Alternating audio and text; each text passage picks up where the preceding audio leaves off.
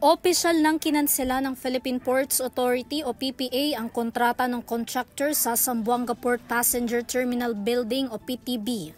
Yan ay matapos ang matagal ng pagka-delay ng konstruksyon na hanggang ngayon ay hindi pa rin matapos-tapos na nagsanhi na ng design misalignment na hindi na angkop sa kasalukuyang pangangailangan ng mga pasahero.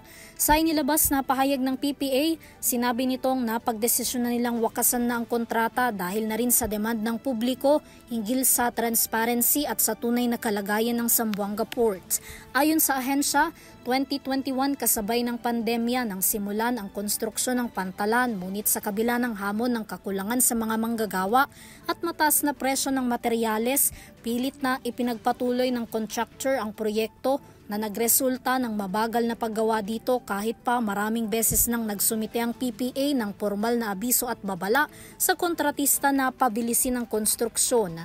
Sa kabila nito, tiniyak ng PPA na may sapat pa ring pondo ang ahensya para ipagpatuloy ang konstruksyon hanggang tuluyang matapos ang nasabing proyekto.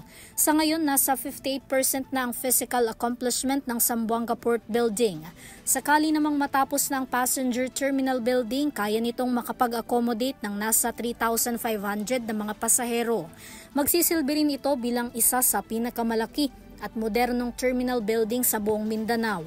Ang Zamboanga Port ay kilala bilang isa sa pinakaabalang pantalan sa bansa kung saan dito dumadaong ang mga pasahero at cargo ships ng mga biyahero mula Zamboanga Peninsula, Basilan, Sulu at Tawi-Tawi, gayon din sa iba pang kalapit na ASEAN countries.